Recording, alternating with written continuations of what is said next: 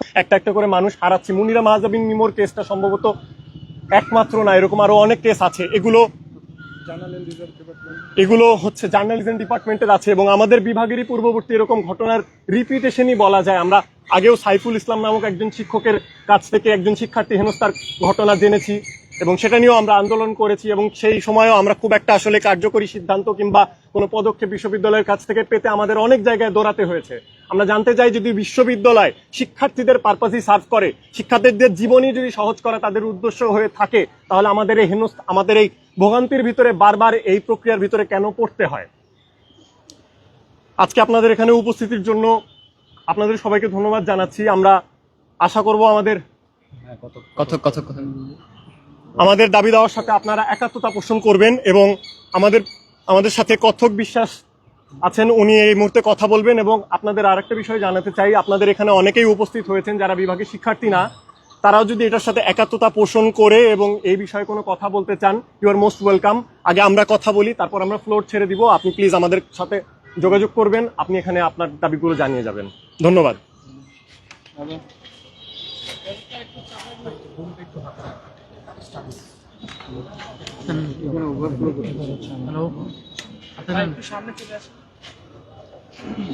উপস্থিতি, আপনারা দেখেছেন যে আমরা জাস্টিসের কথা বলতে বলতে এখানে আসলাম।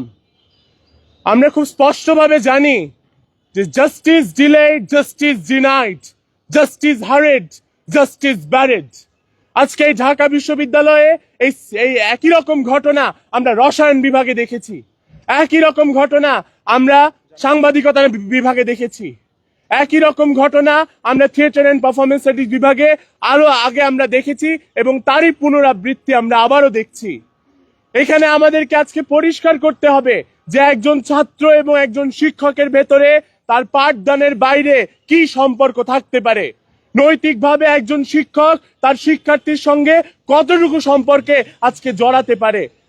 আজকে খুবই লজ্জা লাগে যে এই ধরনের একটা পরিস্থিতিতে আমরা চিন্তা করতে পারি যে কোন পরিস্থিতিতে পড়লে একজন মানুষ এই ধরনের আত্মহননের পথ বেছে নিতে পারে। আমরা মিমা আপুকে ব্যক্তিগতভাবে চিনি, কোনোদিনও আমরা স্বপ্নেও বিশ্বাস করতে পারি না যে তার মতন একজন শিক্ষার্থী এই ধরনের একটি পথ তিনি বেছে নিতে পারেন। তাহলে কোন পরিস্থিতিতে দাঁড়িয়ে তিনি এই পথ বেছে নিয়েছেন? সুতরাং পরিষ্কারভাবে আমরা যেটা দেখেছি যে শিক্ষকের সঙ্গে তার যে ব্যক্তিগত সম্পর্কের বিষয়টি উঠে এসেছে, এটি কোনোভাবেই কাম্য না। এবং আমরা যে দাবি জানিয়েছি যে এই শিক্ষকের পরে আসলে এই বিশ্ববিদ্যালয়ে পাঠদানের কিংবা এই বিশ্ববিদ্যালয়ের সঙ্গে সম্পৃক্ত থাকার লেজিটিমেসি আর থাকে কিনা সেটিও আমরা পুনর্বিবেচনা করতে পারি। একই সাথে আমি ভারাক্রান্ত মনে একটা কথা বলতে চাই যে যেইভাবে সোশ্যাল মিডিয়ার ট্রায়াল শুরু হয়েছে এই বিষয়টি নিয়ে, এটি আমাদের কাছে অত্যন্ত ন্যাক্কারজনক। আজকে আমরা দেখতে পাচ্ছি যে আপনারা দেশের শীর্ষস্থানীয় মিডিয়ার আপনারা কর্মীরা উপস্থিত হয়েছেন। আমরা কৃতজ্ঞতা জানাতে চাই আপনাদের কাছে। আপনারা আমাদের যে দাবি, আমাদের যে বক্তব্য, সেটা আপনারা পরিষ্কারভাবে জানতে পেরেছেন। এই সোশ্যাল মিডিয়ার ট্রায়াল বন্ধ হোক। একজন মানুষ মারা গিয়েছেন, তার যে সম্মান, সেই সম্মান যেন আমরা বজায় রাখি, এতটুকু অনুরোধ আমরা করব। উপস্থিতি, আমাদের আজকের এই যে সমাবেশ, এখানে আমাদের সঙ্গে সংহতি জানাতে উপস্থিত হয়েছেন ঢাকা বিশ্ববিদ্যালয় কেন্দ্রীয় ছাত্র সংসদ ডাকসুর পরিবহন সম্পাদক আসিফ ভাই। আমি অনুরোধ করব ভাইকে কিছু বলার জন্য। আসসালামু আলাইকুম রহমতুল্লাহ। সম্মানিত সাংবাদিক বন্ধুগণ, আমাদের জন্য অত্যন্ত কষ্টের একটি বিষয় যে আমাদের বোন মুনিরা মাহজাবিন মিমো, যিনি আত্মহননের পথ বেছে নিয়েছেন, সেই বিষয়টি নিয়ে আমাদেরকে দাবি জানাতে হচ্ছে, এখানে আসতে হচ্ছে। এটা আমাদের জন্য অত্যন্ত কষ্টকর একটি বিষয়। আমরা বিশ্ববিদ্যালয় প্রশাসনের নিকট থেকে এখন পর্যন্ত কোনো দৃশ্যমান পদক্ষেপ লক্ষ্য করছি না। যে বিশ্ববিদ্যালয় শিক্ষার্থীদের জন্য নয়, যে বিশ্ববিদ্যালয় প্রশাসন শিক্ষার্থীদের জন্য নয়, তাদেরকে আমাদের কোনো প্রয়োজন নেই। যদি তারা আমাদের শিক্ষার্থীর যে ঘটনাটি ঘটেছে এর বিষয়ে সুষ্ঠু তদন্ত সাপেক্ষে অতি দ্রুত কার্যকর পদক্ষেপ নিতে না পারে, তাহলে আমরা শিক্ষার্থীরা যে আন্দোলনের সাথে তারা যে ঘোষণা করেছে সে লড়াই আমরা চালিয়ে যাব। ইতিমধ্যে তারা বলেছে, থিয়েটার এবং পারফরমেন্স স্টাডিজ যে বিভাগ, তারা বলেছে 7 দফা দাবি এবং এই দাবির অংশ হিসেবে সকল একাডেমিক কার্যক্রম বর্জনের ঘোষণা দিয়েছে শিক্ষার্থীরা। আমরা ঢাকা বিশ্ববিদ্যালয় কেন্দ্রীয় ছাত্র সংসদ ডাকসুর পক্ষ থেকে শিক্ষার্থীদের এই দাবির সাথে আমরা সংহতি জানাচ্ছি এবং যে 7 দফার যে দাবি রয়েছে এই দাবির প্রত্যেকটি বিশ্ববিদ্যালয় প্রশাসন মানবে এবং অভিযুক্ত যে শিক্ষক সুদীপ চক্রবর্তী তাকে অতি শীঘ্রই আইনের আওতায় নিয়ে আসতে হবে সুষ্ঠু তদন্তের মাধ্যমে।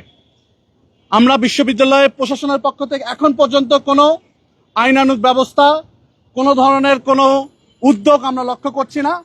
আমরা বিশ্ববিদ্যালয়ের মাননীয় ভিসি, প্রক্টর মহোদয় সকলের কাছে যাচ্ছি, আবারও যাব। আমরা আপনাদেরকে সাথে নিয়ে আমরা আবারও যাব এবং সার্বিক বিষয়গুলো আপনাদেরকে অবহিত করব।